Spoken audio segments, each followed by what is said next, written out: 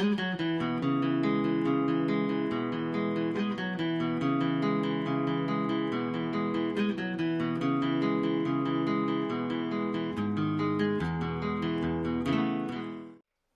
welcome. This is 3.6 chain rule. This is for Monday's class. If you are missing Monday's class because of the play, you definitely should watch this. We're going to spend a couple of days on it. But my daughter here, Lauren, has something that she wants to show you first. What is it? Um, Did you color that? Yeah? Lauren colored this morning and she wanted to show you what she made. And we also wanted to, I'm going to bring in a, for those of you who like coloring, I know some of you do, even though you don't want to admit it, I'm going to bring in a blank version of this, and you, if you feel like it, you can color it as well. And I'll share them with Lauren, and we can see who has the best color, you guys or Lauren. It'll be like a showdown, okay? Good job, Lauren. Do you want to say anything? I hope you do a good job at math and listen to your teacher. Good advice. Okay, let's do math. Thanks, Lauren. Good job. All right, we're going to talk about chain rule today. And this is when things get a bit more complicated. We've been talking about all these rules, quotient, power, product, all that stuff. But sad to say, but they do get a bit more complicated. So here we go. What happens here, Lauren, thanks. What happens here is sometimes we get a bit more complicated with our functions. And if we saw something like this, we could solve it. And if I was a betting man, I would bet that you would probably FOIL that. And if you FOILed that, you could take your derivative pretty easily. And it would look something like that. It would look something like that, you'd be done. That'd give you your derivative. But what if I cube that? What if I raise that to the 5th or the 10th? What if this got more complicated inside? It would not be as easy. So what we're going to do is we're going to come up with a new way to get the derivative, dy dx, and it's called the chain rule. And what it does is it involves u substitution. And I'll walk you through this, and then I'll give you a little shortcut. U substitution here, I need to take the inside of this and call that u. 3x plus 1. And I'll use that here in a second, but I want to take the derivative of just this piece.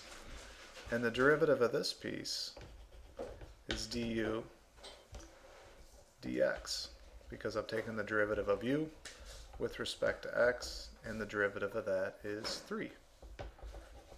Now if I go back and I actually plug in this u, I get this equation.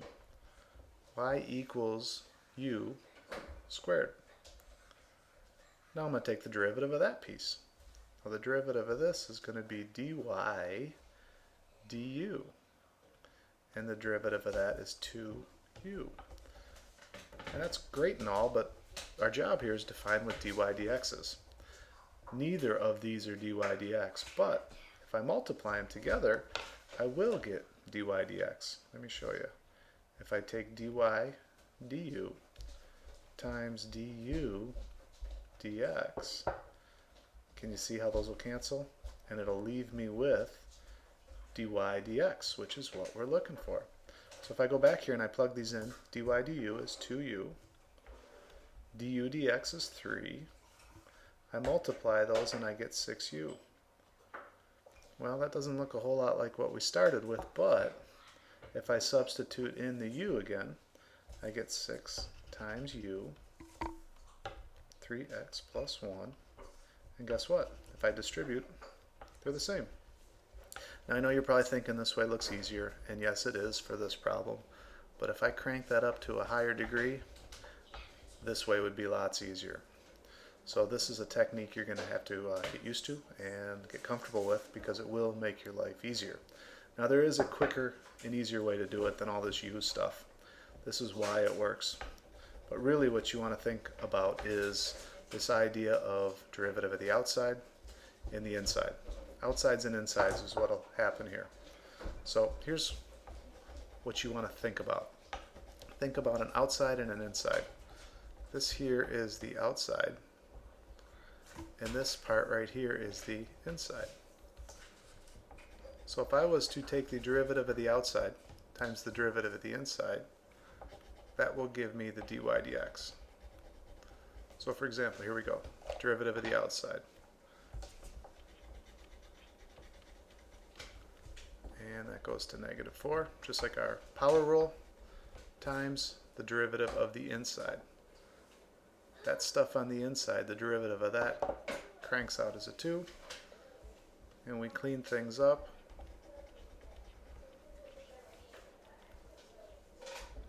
And if I rewrite that, it looks something like this. And we're done. U substitution would get me in the same place. But what you want to think about is derivative of the outside times derivative of the inside.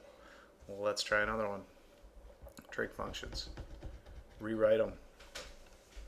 So first thing I'm going to do is I'm going to rewrite it like this. These say the same thing. Now I'm going to go derivative of the outside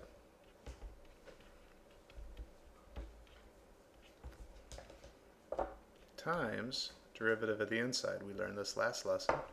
Derivative of the inside is cosine. And I guess I would do a little rewrite just to make it look like the way they write it. And we're done. That is my derivative. Well, let's try another one. Now what if I made it all generic on you? No functions in there, just function names. Same thing. Derivative of the outside, which looks like that, times derivative of the inside, which looks like that. And we're done.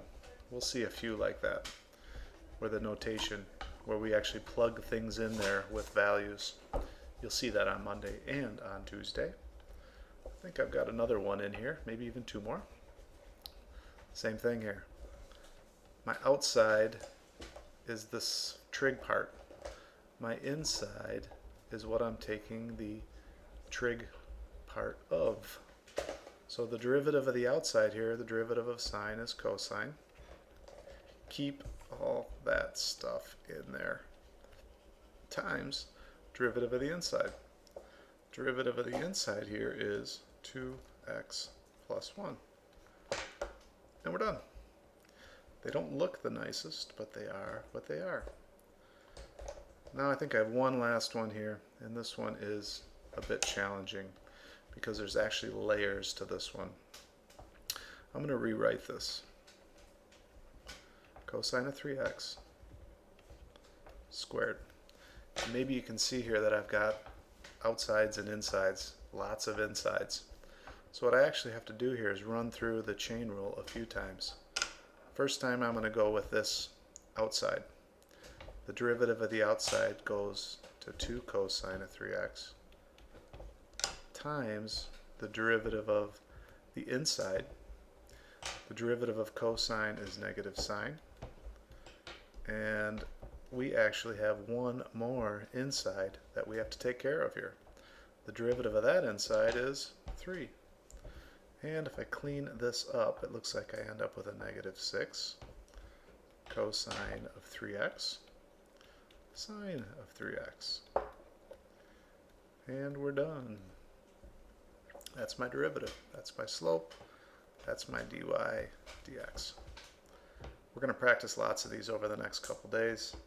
As a matter of fact, if you'd like the assignment early, here it is. Section 3.6, 1 through 63 odds. We're going to spend a few days on it, a couple of days. Wednesday we're going to jump to 3.7 here. Okay, 3.7 is going to cover another challenging section, and I'm going to have a screencast for that probably up Monday night. Okay, so you can check for that. Below this, you'll see a form. Please fill it out so I know that you watched it. Let me know if you have questions, and I would love to help you on Monday and Tuesday in class as we work through the chain rule. Thanks.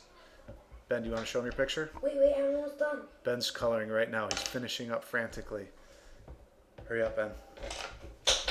Okay. Here he comes. He's not quite done, but he'll finish it up. No, I just Oh, he is done. All right. Well, kind of. Here's Ben's picture. He wants to show you.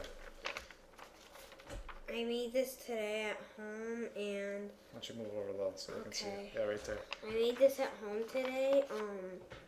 Tell me if you like it. I just need to fill in these little. I thought of it because I play this game on a website. I like it a lot, and so I thought I could draw something from it. Awesome. Today was like art day. They were all coloring. So nice work, Ben. Thank you. And thanks for watching. Have a great weekend. See you guys.